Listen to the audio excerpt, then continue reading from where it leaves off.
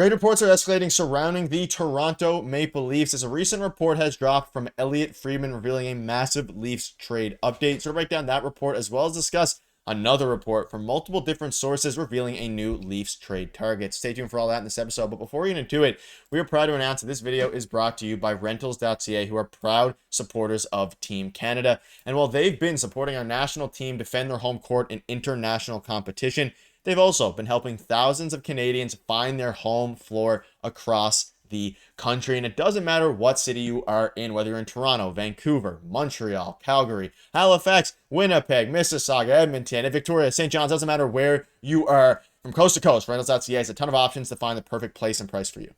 Their website is clean and easy to use, and you can pinpoint exactly on the map where you want to move, finding all the options in your area. Find your home court with rentals.ca. Yeah, and check out their website. It is in a pinned comment as well as the description. And shout out to rentals.ca for supporting our channel, supporting Team Canada, and supporting you guys find the best rentals across the country. But there's a lot to go over today, and thank you again to rentals.ca for sponsoring this video. But we have some interesting things to discuss surrounding Elliotte Friedman. We got a lot of news today. There's some updates as well, but we're going to be focusing on some more trade reports because it seems like over the past few days, trade reports have continued to escalate. Trade talks have continued to escalate surrounding the Toronto Maple Leafs, and we have a name that we're going to dive into here. But I want to start with just the report from Elliotte Friedman. You can see this here. The Maple Leafs will be monitoring the trade market for centers as the season progresses. And this is the first time in a while where Elliotte Friedman has come out and spoke about the Leafs and kind of given a Leafs trade update. And it's no secret, we discussed Morgan Frost in a video recently, yesterday, I believe it was, regarding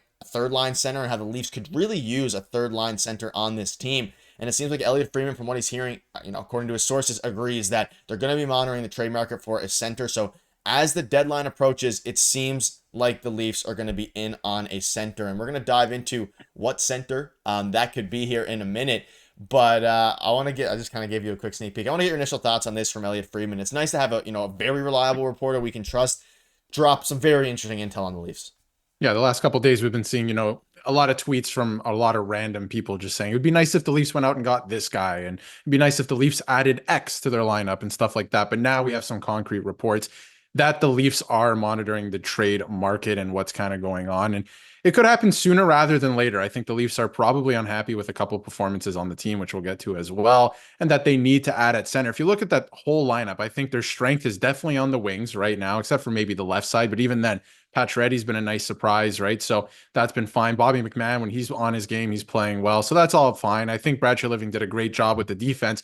But I think the one thing that they're missing and they're absolutely going to have to upgrade is the third line center position, because it's not Fraser Minten. There's a lot of wishful thinking going on right now, but the answer is not Fraser Minten. I'd be surprised if he played past Sunday. I do think that he might get into the game Sunday because there were a couple updates about that. But past or beyond that, I don't think he's the answer. And not that he won't be one day, but I think that they really want to let him develop with the Marlies. So they're going to have to fill that void via trade. And I think there's a lot of really good options out there as well, including one we'll get into in this video. Yeah, obviously Morgan Frost, when we discussed, it's an interesting one. He's not a super exciting player, but again, just multiple articles dropping. Evan Dofler here saying the Leafs are among teams looking for a center in the trade market. What player would you want the club to pursue? And let us know down below what your thoughts are on this. But a new report dropped that Utah could look to move veteran pieces, and that was according to the fourth period. And the Leafs play Utah, the Utah Hockey Club, on Sunday, and they're going to get a sneak peek at this player, this center, and I think it can make a ton of sense. And Darius, I want to get your thoughts specifically on this guy. We obviously spoke about Morgan Frost the other day, but what are your thoughts on this Utah center who could factor in to the Leafs trade plans as the deadline approaches here over the next few weeks, obviously?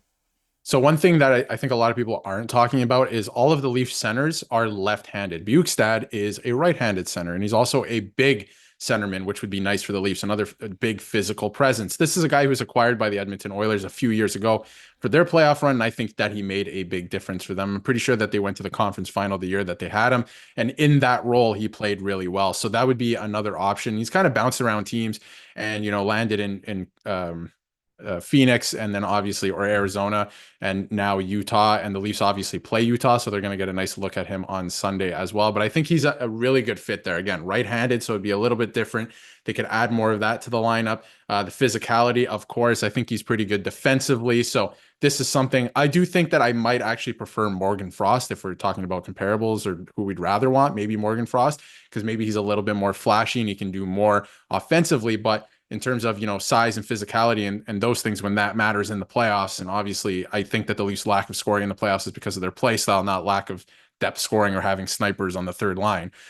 This is a guy who can help with that. So I think it could be a very interesting, and I think he's going to cost less than Morgan Frost. That's the other thing as well. It would cost a lot less. And Utah looks like they may not make the playoffs this year. So I think that they would be okay with letting a player like this go for some assets. Yeah, they're open to moving veteran pieces, and Nick Bjugstad would be a very interesting guy. Look at his stats.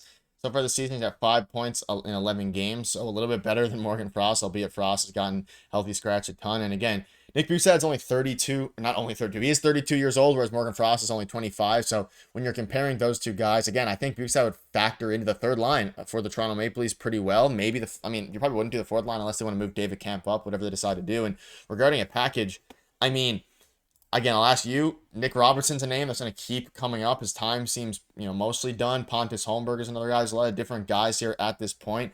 I could probably get behind some sort of framework surrounding Nick Robertson, although you then worry. It would make sense for Utah, especially according to the report here. They're looking to move veteran pieces, and they would obviously want either draft capital or young pieces back. So trading Bjugstad for Nick Robertson could be an interesting one. He signed a 2-year, $4.2 million contract with Arizona, and obviously a $2.1 million cap hit, which is very similar to Morgan Frost, if not the same, I believe. But I believe either it's the way, same, yeah, same cap hit as Morgan Frost. So a lot of interesting things there. You factor in, again, probably where Fraser Minton is right now, and these lines are kind of skewed because of all the injuries that are going down. Nikita Grabenkin, of course, all these different ones here. And ultimately, I think we know a move is going to come for the Toronto Maple Leafs at the trade deadline.